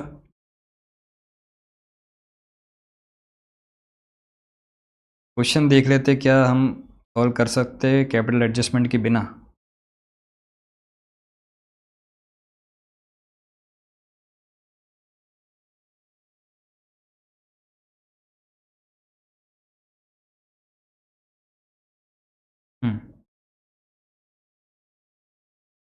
क्वेश्चन नंबर 4 पे आ जाइए। Dalal Banerjee and Malik are partners in a firm sharing profits and losses in the ratio of 2:2:1. Their balance sheet as on 31st March 2022 is as below. ठीक है, ये ओल्ड PSR आपको दिया गया है 2:2:1 और बैलेंस शीट में आपको क्या क्या दिख रहा है? तो ट्रेड पेबल्स एक तो दिख रहा है 12,850, आउटस्टैंडिंग लाइबिलिटीज आपको दिख रही है 1,500 की, जनरल रिजर्व इस बार दिख रहा है 6500 का। देखो जनरल रिजर्व दिख रहा है, रिकंस्टिट्यूशन हो रहा है, अगर क्वेश्चन कुछ भी नहीं भी बोल रहा है तो भी उस केस में आप ये जनरल रिजर्व को जो है वो डिस्ट्रीब्यूट कर दोगे किस में? ओल्ड पार्टनर्स ओल्ड रेशियो में। कैपिटल अकाउंट्स तीनों का दिया गया है, land and building, furniture, inventory, trade receivable, cash in hand, cash at bank, ठीक है। The partners have agreed to take mister Mistry as partner with effect from 1 April 2022 on following terms, ठीक है। Mister Mistry shall bring ₹5,000 towards his capital, 5,000 वो cash में लेके आ रहा है, capital का पैसा। Value of inventory should be increase by 2,500, ठीक है, ये रिवोल्यूशन का पार्ट। फर्नीचर 10% से कम करना है। Reserve for bad and doubtful debt should be provided at the rate 10%, ये प्रोविजन क्रिएट करना है। Of trade receivable, the value of land and building should be enhanced by 20%, तो इसको बढ़ाना है। और ये वैल्यू ऑफ गुडविल भी फिक्स्ड एट ₹15,000। अच्छा, ये क्या सिर्फ मिस्त्री को 15,000 रुपये लेके आना है ऐसा बोल रहे क्या? ना बेटा ना, बेचारा कैपिटल का 5,000 लेके आ रहा है, तो ये जो 15,000 है ना, ये सिर्फ मिस्त्री को लेके आना है ऐसा नहीं बोल रहे, ये फॉर्म की गुडविल बेटा, फॉर्म्स गुडविल है, ठीक है। अब फॉर्म की टोटल गुडविल है, उसमें से मिस्त्री अपना शेयर जो है वो गुडविल का लेके आएगा बस। फिर उसके बाद general reserve will be transferred to partners' capital account. हाँ, ये नहीं भी बोला होता तो भी अपने वही करते कि जनरल रिजर्व को ट्रांसफर कर देते कहाँ पे? पार्टनर्स कैपिटल अकाउंट में। New profit sharing ratio mister Dalal 5/15, Banerjee 5/15, 3/15, 2/15, इन सबका टोटल करोगे अगर आप तो ये 15 ही हो रहा है। तो इन शॉर्ट ये बोलना यही चाह रहा है कि न्यू रेशियो आपका 5:5:3:2, ये आपका न्यू रेशियो है, ठीक है। Outstanding liability include ₹1,000 due to mister Sen which has been paid by mister Dalal. अब देखो ये जो चीज़ है ना, एक हमारी ये इधर आउटस्टैंडिंग लायबिलिटी दिख रही थी, टोटल 1500 की लायबिलिटी दिख रही थी, उसमें से 1000 रुपये हमें किसी मिस्टर सेन को पे करने थे। अब ये जो 1000 रुपये हमें मिस्टर सेन को पे करने थे, वो फॉर्म ने अपना कैश पे नहीं किया, बट एक पार्टनर ने पर्सनली जो है वो इस लायबिलिटी को पे ऑफ कर दिया, कितना, 1000।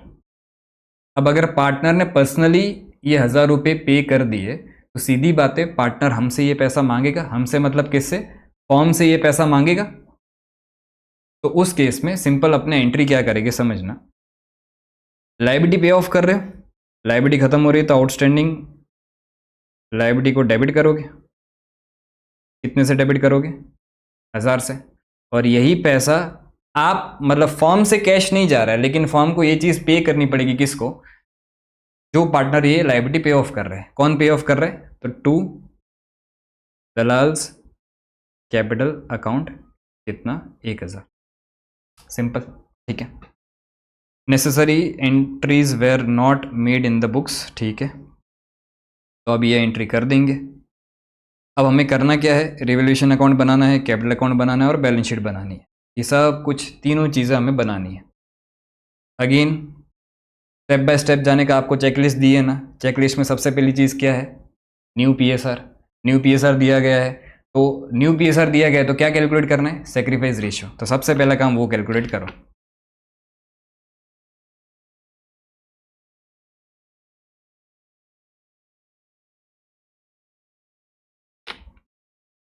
ये कौन सा है, आंसर नंबर 4।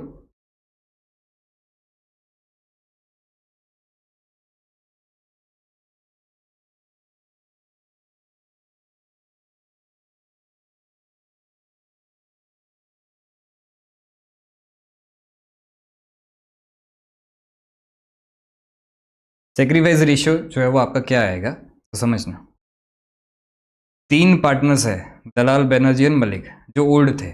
न्यू वाला तो पूरा पूरा गेन ही कर रहा है, वो तो सीधी बात है। पर ओल्ड पार्टनर्स में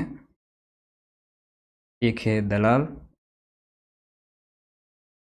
Banerjee and Malik.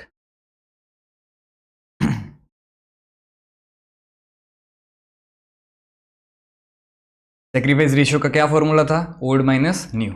Old ratio क्या था, 2:2:1 था, तो 2/5। इसका भी क्या, 2/5, इसका 1/5, माइनस माइनस माइनस।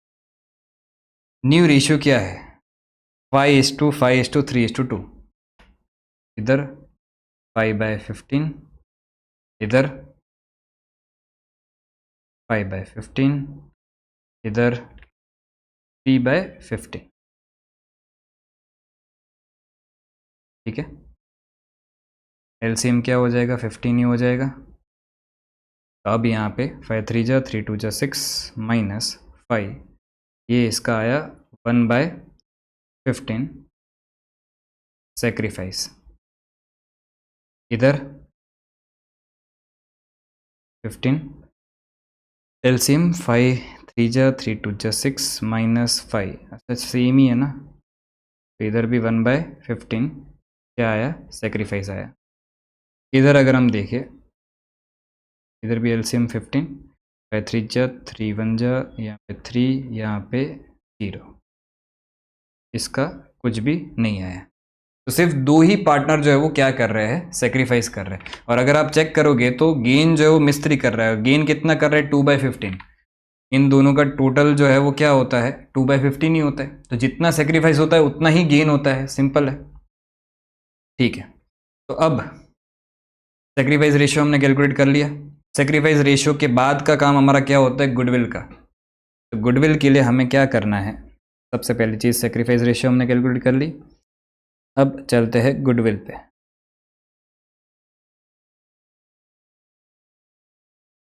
तो टोटल फर्म की गुडविल आपको दी गई है।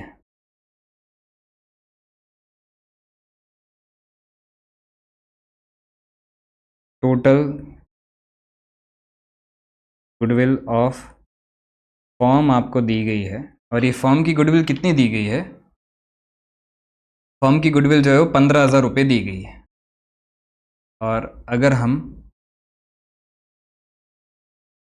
मिस्त्रीज शेयर ऑफ गुडविल कैलकुलेट करें, कितना बन जाता है? ये बनता है 15,000 इंटू 2/15। ये इसका शेयर ऑफ गुडविल हो गया, 15,000 इंटू 2/15। तो ये कितना निकल के आया? 2,000 रुपये निकल के आया। अब ये जो 2,000 है वो किसको मिलेंगे? ये 2,000 मिलेंगे सिर्फ दलाल एंड बनर्जी को। क्यों? क्योंकि वही दोनों सेक्रीफाइस कर रहे हैं। तो गेनिंग पार्टनर का कैपिटल अकाउंट आपका डेबिट होगा। देखो यहाँ पे कहीं पे भी क्वेश्चन में ये बोला नहीं गया है कि मिस्त्री जो है वो गुडविल का भी पैसा जो है वो कैश में लेके आ रहे हैं।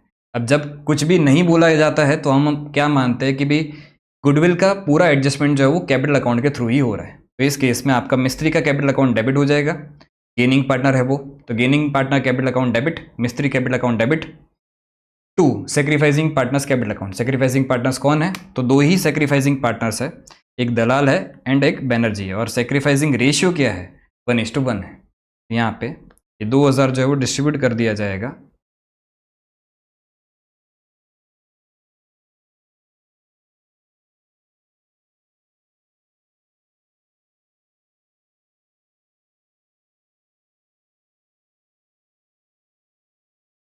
दलाल को मिलेगा 1,000, बैनर्जी को मिलेगा 1,000। ठीक है, सेक्रीफाइसिंग रेशियो देख लिया, गुडविल देख लिया।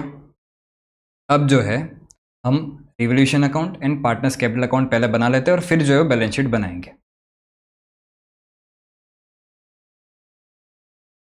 रिवोल्यूशन अकाउंट का तो फॉर्मेट हमारे पास यहाँ पे था, वहाँ से उठा लेते हैं।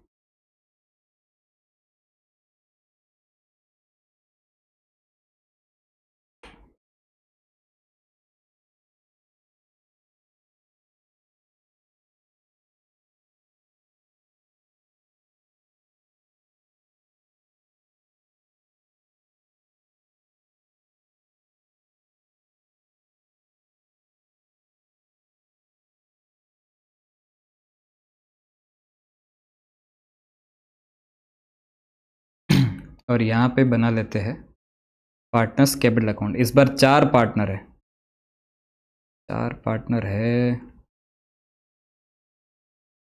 जगह कम है।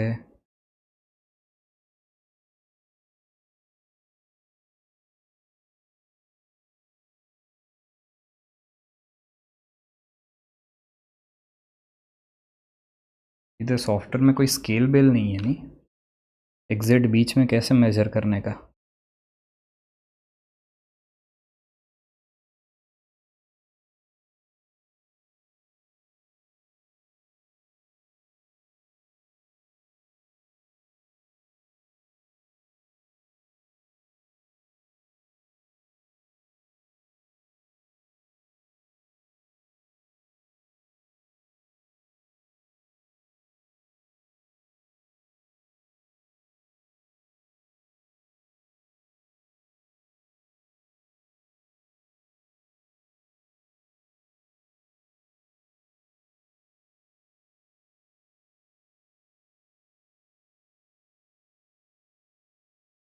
तीन ही बने।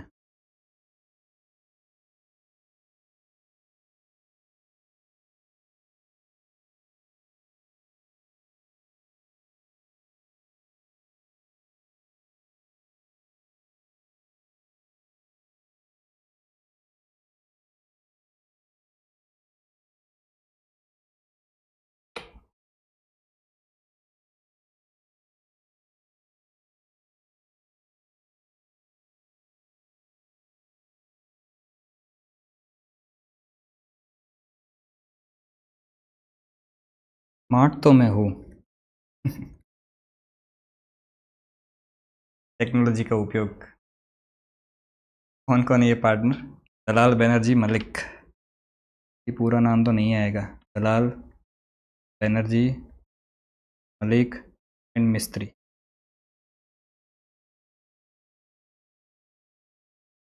दलाल, मलिक एंड, और नीचे एक बैलेंस शीट बनानी, पर वो बाद में बना लेते, पहले इतना काम सॉल्व करते। देखो चेकलिस्ट में हमने न्यू पीएसआर कर दिया, सेक्रीफाइसिंग रेशियो वो सब काम कर दिया। अब इसके बाद गुडविल का भी हमने कैलकुलेशन कर दिया, सिर्फ एंट्री करनी बाकी है, ठीक है। उसके बाद तीसरा काम होता है रिवैल्यूएशन का, पर पहले यहाँ पे कैपिटल अकाउंट के ओपनिंग बैलेंसेस लिख देते। तो यहाँ पे by balance brought down 12,000 12,000 5,000 12,000 12,000 and 5,000, ठीक है। अब मिस्त्री जो है वो कुछ कैपिटल लेके आ रहा है, कितना कैपिटल लेकर आ रहा है 5,000, तो उसके लिए हम यहाँ पे क्या करेंगे, बाय बैंक अकाउंट को डेबिट करेंगे 5,000, ठीक है। मिस्त्री का कैपिटल लेके आ गए। अब गुडविल की बात अगर हम करें तो गुडविल के लिए हमें एंट्री क्या करनी थी, कैपिटल अकाउंट से ही एडजस्ट करना था। तो यहाँ पे मिस्त्री का बाय मिस्त्रीज कैपिटल अकाउंट जो है वो आप डेबिट करोगे, और दलाल एंड बैनर्जी इन दोनों को क्रेडिट करोगे। तो इसलिए हमने इसके क्रेडिट कॉलम में हमने जो है वो अमाउंट लिख दी। जो अकाउंट क्रेडिट होता है ना, उसके अमाउंट के कॉलम में आपको जो है वो लिखना होता है, और सामने लेजर जो है वो ये रखना होता है। बेसिक लेजर पोस्टिंग आती ही होगी आपको, अगर पार्टनरशिप तक पहुंचे हो तो लेजर पोस्टिंग तो आनी ही चाहिए, वरना स्टार्टिंग सबसे पहले वाला लेक्चर जाके देखो, वहाँ पे डिस्कस किया है। अच्छा, इसका दूसरा पोस्टिंग कहाँ पे होगा, तो यहाँ पे आप लिखोगे to Dalal's capital account to Banerjee's capital account 1,000 and 1,000, ठीक है। गुडविल का एडजस्टमेंट हमने कर दिया। इसके बाद हमारा काम होता है किस चीज़ का, रिवैल्यूएशन का। आ जाते हैं रिवैल्यूएशन पे। रिवैल्यूएशन के लिए क्या क्या बोला है, the value of inventory should be increased by 2,500। चलो इंक्रीज करना है, तो यहाँ पे बाय इन्वेंट्री अकाउंट कितना 2,500। Furniture should be depreciated by 10%, तो यहाँ पे टू फर्नीचर अकाउंट 10% कितना बनता है, तो ज़रा देख लेते हैं 650। फिर उसके बाद reserve for bad and doubtful debt should be provided at the rate 10% of trade receivable.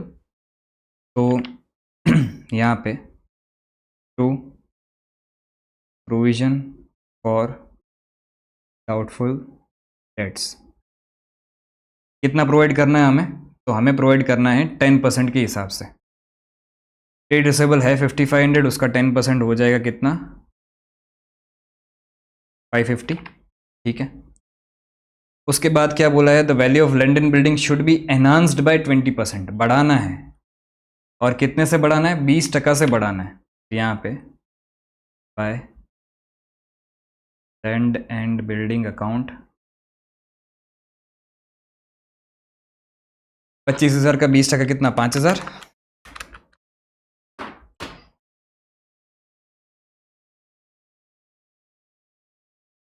कभी कभी आपने देखा होगा कि मैं ऐसे छोटी छोटी कैलकुलेशन भी कैलकुलेटर में करता हूँ, वो सीधा मैं माइंड में कर सकता हूँ, इतना थोड़ा बहुत मैथ्स अच्छा है, बट मैं इसलिए कैलकुलेटर में करता हूँ क्योंकि मैं यहाँ पे गलत नहीं हो सकता। आप अगर एग्जाम में थोड़ा बहुत गलती करके आ जाओगे, आपको 100 में से 60 मार्क्स मिलेंगे, चलेंगे। मुझे हर एक क्वेश्चन में 100 आउट ऑफ 100 मार्क्स चाहिए, तो इसलिए मैं जो है वो क्रॉस कंफर्म कर लेता हूँ कि कहीं पे कैलकुलेशन मिस्टेक हो गई वरी तो पूरा सम गलत हो जाएगा, इसलिए चेक कर लेना बेटर है। तो कभी अगर आपके माइंड में ऐसा आ रहा हो कि सर क्या है इतनी छोटी कैलकुलेशन कर रहे हो कैलकुलेटर में, तो उसका रीज़न ये है कि मैं यहाँ पे गलत नहीं हो सकता, ठीक है। तो लैंड एंड बिल्डिंग आपका जो है वो 5,000 से बढ़ गया। गुडविल का काम हमने कर दिया था, रिजर्व्स पे बाद में आते हैं। न्यू प्रॉफिट शेयरिंग रेशियो हो गया था। अब ये 1,000 का जो लाइबिलिटी है इसको काम ख़त्म करते। एक लाइबिलिटी आप पे ऑफ करते हो और फॉर्म पे ऑफ नहीं कर रहे, उसके बदले पार्टनर पे ऑफ कर रहे हैं, तो फॉर्म को तो जो है वो पार्टनर को देना पड़ेगा ना उतना। एंट्री क्या बनेगी, आउटस्टैंडिंग लाइबिलिटी अकाउंट आप डेबिट करोगे, तो इधर लिख देते बाय आउटस्टैंडिंग लायबिलिटी अकाउंट। और कौन पे कर रहा है इसको? दलाल पे कर रहा है। कितना पे कर रहा है? 1000। दलाल के अकाउंट में 1000 आ जाएगा। ठीक है, चलो रिवैल्यूएशन का काम खत्म होता है। रिवैल्यूएशन इतना ही हमें करना था। तो अब रिवैल्यूएशन का गेन लॉस कैलकुलेट कर लेते हैं। तो इस साइड आपका जो है वो टू रिवैल्यूएशन गेन आएगा दलाल एनर्जी मलिक ओल्ड पार्टनर्स में ओल्ड रेशियो में जाएगा। कितना आ रहा है पहले वो देख लेते हैं। 2500 प्लस 5000 7500 टोटल है।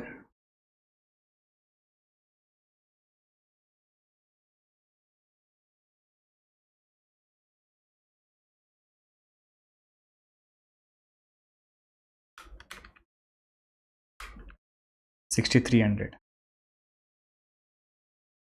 हंड्रेड को 2:2:1 के रेशियो में आप जो है वो क्या करोगे? डिस्ट्रीब्यूट करोगे। डिवाइड बाय 5 × 2520, इधर 2520, इधर भी 2520। 1 के हिसाब से कितना होता था? 1260। ठीक है, अभी रिवैल्यूएशन गेन आप यहाँ पे डिस्ट्रीब्यूट कर दोगे बाय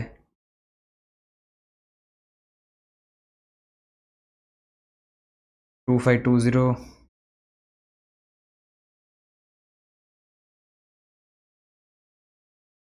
1260।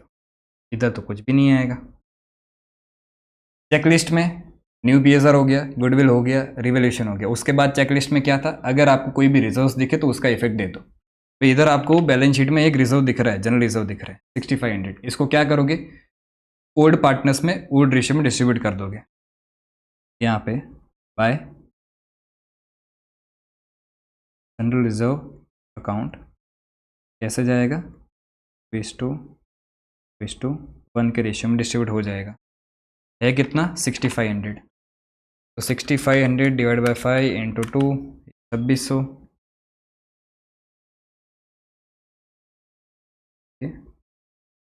1300। ठीक है,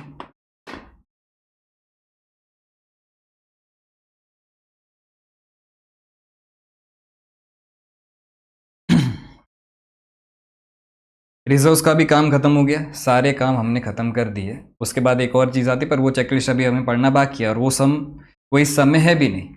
इतना काम खत्म करके हम जो है वो पार्टनर्स कैपिटल अकाउंट को क्या कर सकते? क्लोज कर सकते हैं। ठीक है, पर सिर्फ देख लो, नज़र घुमा लो, कुछ रह नहीं गया ना? नहीं रहा है। ठीक है, आप जो है वो पार्टनर्स कैपिटल अकाउंट को क्लोज कर सकते हो। तो यहाँ पे टू बैलेंस कैरिड डाउन।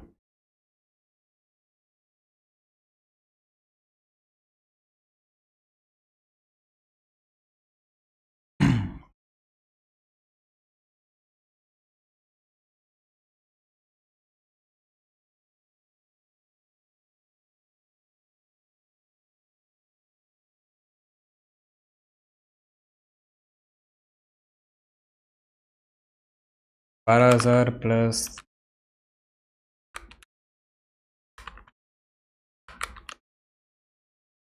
19120।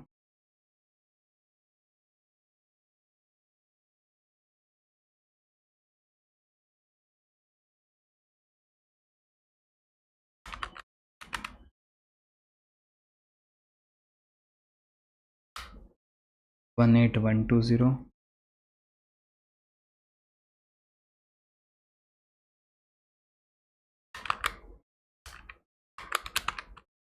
ये 7560।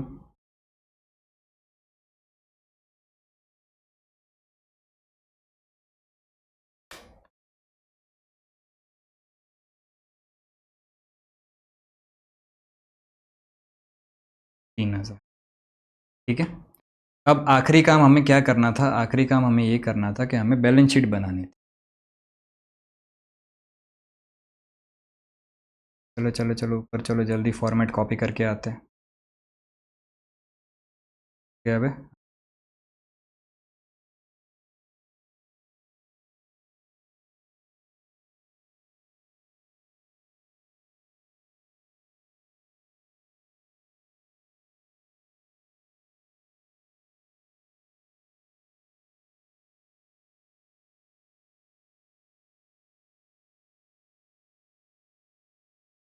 अब अगर हम बैलेंस शीट देखें तो सबसे पहले ट्रेड पेबल्स में कोई भी चेंज नहीं था। अच्छा, उसके भी पहले यहाँ पे कैपिटल अकाउंट लिख दो सबसे पहले। तो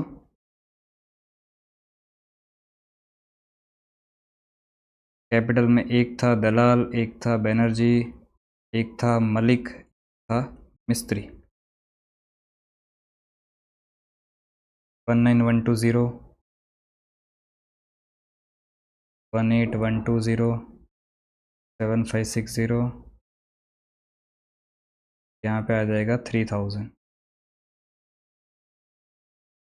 19120 प्लस 19120 8120 प्लस 560 प्लस 3000, 47,800 आपका कैपिटल है टोटल। उसके बाद ट्रेड पेबल्स में कोई चेंज नहीं था, 12,850 ही रहेगा वो।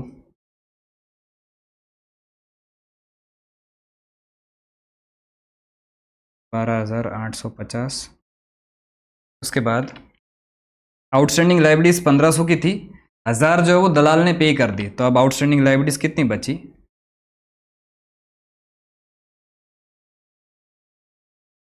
सिर्फ 500 की।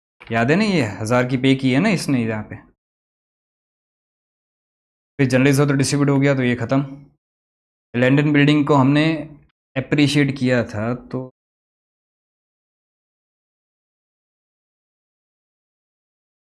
लैंड एंड बिल्डिंग की वैल्यू जो है वो कितनी हो जाएगी? तो ये 25,000 था, हमें अप्रिशिएशन कितने से करना था? 20% से करना था, मतलब 5,000 बढ़ाया था हमने। देखो, तो ये लैंड एंड बिल्डिंग कितना हो जाएगा? 30,000। फिर उसके बाद क्या दिया गया है? फर्नीचर 6500, इसको हमने डेप्रिशिएट किया था 10% से, तो ये 6500 माइनस 650,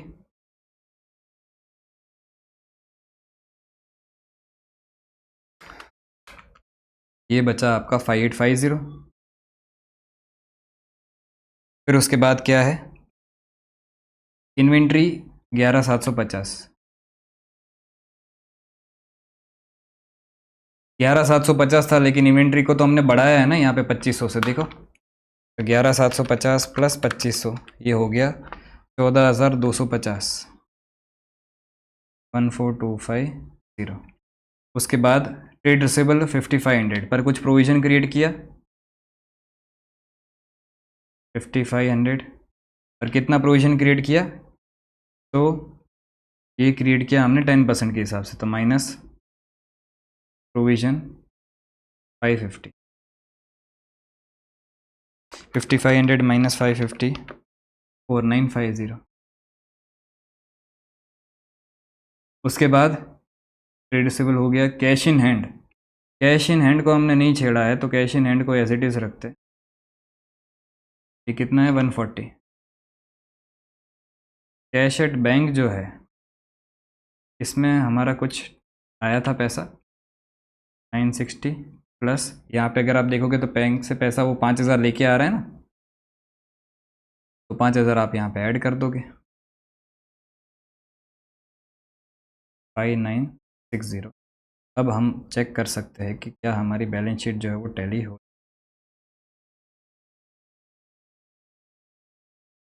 47,800 प्लस 12,850 प्लस 500, 61,150,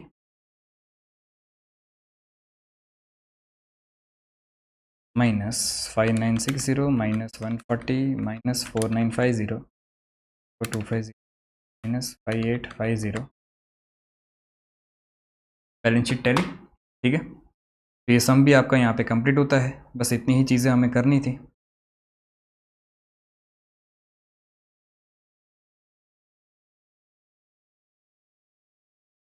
अब इसके बाद question number 5 profit sharing ratio वाला क्वेश्चन है, इसको अभी सॉल्व कर लेते। क्वेश्चन नंबर 6 जो है वो कैपिटल एडजस्टमेंट वाला है, तो कैपिटल एडजस्टमेंट वाला पोर्शन जो है वो अपने नेक्स्ट लेक्चर में कवर करेंगे।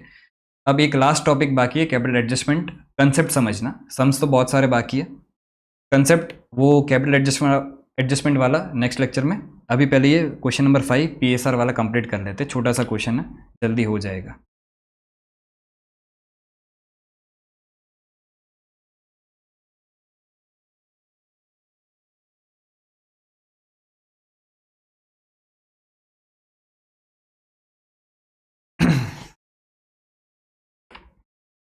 ए and B are in partnership sharing profits and losses in the ratio of 3:2. A and B partners थे, ओल्ड रेशियो 3:2 था. They take C as new partner, calculate the new profit sharing ratio if. हर एक case में हमें new PSR calculate करना है अगर C purchases 1/10 share from A. B case 1 क्या है? If C purchases 1/10 share from A. ठीक है, तो उस केस में देखो सिंपली ए ही इसमें सेक्रीफाइस कर रहा है और ये फ्रॉम वाला केस है, सीधा उससे ले ही लिया इतना. ए का जितना भी टोटल शेयर था उसमें से 1/10 सीधा माइनस कर दो. तो यहाँ पे किस तरह से होगा समझना. New PSR will be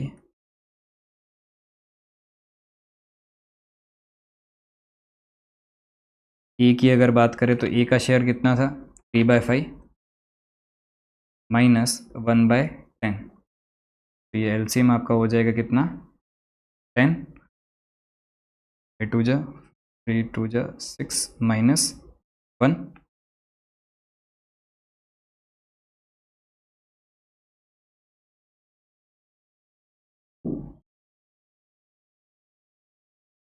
charging खत्म हो रही. 3/5 माइनस हाँ ये LCM आपका 10.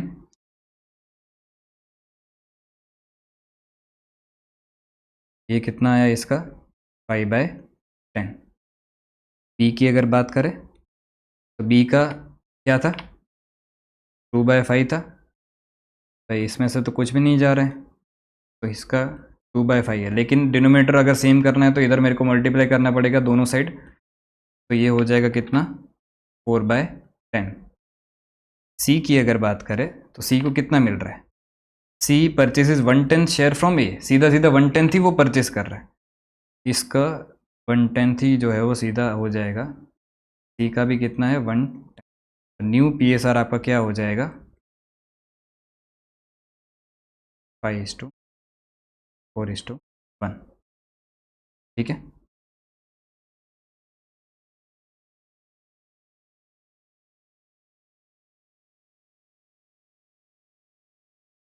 केस 2 क्या है. केस 2 बोला है A and B agrees to sacrifice 1/10 share. तो टोटल सी को जो है वो 1/10 मिल रहा है इन द रेशियो ऑफ 2:3. तो इस बार सेक्रीफाइसिंग रेशियो आपको दिया गया है. तो देखो पहले यहाँ पे हम कैलकुलेट करेंगे sacrifice share. A and B का सेक्रीफाइस शेयर अगर हम कैलकुलेट करें तो ए का जो है वो कितना है. देखो सी को टोटल जो टुकड़ा देना है वो 1/10 का टुकड़ा देना है. बट ये 1/10 टुकड़ा कौन दे रहा है तो ए एंड बी दे रहे हैं. कौन से रेशियो में दे रहे हैं 2:3 के रेशियो में दे रहे हैं. तो ए कितना सेक्रीफाइस करेगा तो टोटल 1/10 सेक्रीफाइस करना है. उसमें से ए सेक्रीफाइस करेगा 2/5 के हिसाब से. बी कितना सेक्रीफाइस करेगा तो टोटल सेक्रीफाइस 1/10 करना है बट उसमें से बी का हिस्सा कितना है तो 3/5. तो ये आ जाएगा आपका इधर 50 इधर 2 इधर आ जाएगा 50 इधर आ जाएगा. ठीक है, तो ये सेक्रीफाइसिंग शेयर है. अब अगर मुझे न्यू PSR कैलकुलेट करना है तो याद करो कैसे कैलकुलेट करते थे. तो ओल्ड माइनस सेक्रीफाइस अगर हम कर देंगे कि भाई इतना इनका पुराना था इसमें से इतना निकाल के दे दिया उन्होंने तो उसको माइनस कर दो. तो यहाँ पे ए का ओल्ड रेशियो क्या था तो ओल्ड रेशियो था 3:2. यहाँ पे 3/5 माइनस वो सेक्रीफाइस कितना कर रहा है तो इतना टुकड़ा वो निकाल के दे रहा है अपना 2/50. बी का 2/5 था वो कितना टुकड़ा निकाल के दे रहा है 3/50 निकाल के दे रहा है. सी को तो जो है वो मिल ही कितना रहा है सी को मिल रहा है 1/10. तो अब देखो यहाँ पे LCM आपका हो जाएगा कितना 50. 5 10 जा 10 3 जा 30 माइनस 2 ये हो जाएगा 28/50. इधर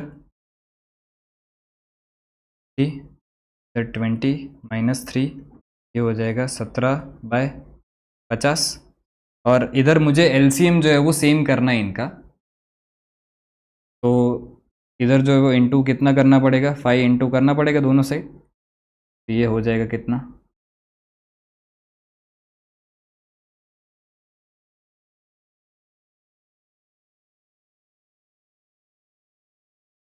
ये हो जाएगा 55। तो न्यू पीएसआर आपका क्या हो जाएगा, न्यू प्रॉफिट शेयरिंग रेशियो आपका हो जाएगा 28:17:5। सिंपल, ठीक है। केस 3 भी देख लेते हैं। केस 3 क्या बोल रहे हैं,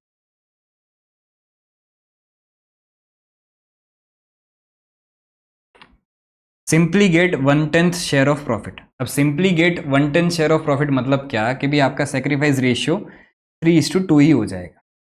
अब इस केस में हमने सिंपल, वैसे इसके दो अल्टरनेटिव है, हमने बुक में भी डिस्कस किए थे आगे, जब रेशियो वाला चैप्टर, रेशियो वाला वीडियो हमने रिकॉर्ड किया था तब भी हमने इस पे चर्चा की थी। पर जो अपने सिंपल अल्टरनेटिव है उसी से यहाँ पे सॉल्व करेंगे। तो सिंपल क्या है alternative, let total share be 1, उसमें सीज शेयर ऑफ प्रॉफिट कितना है, सीज शेयर ऑफ प्रॉफिट आपको दिया गया है 1/10, तो सीज शेयर ऑफ प्रॉफिट 1/10, तो रिमेनिंग शेयर कितना है, तो रिमेनिंग शेयर आपका है 9/10। अब ये जो है वो डिस्ट्रीब्यूट हो जाएगा,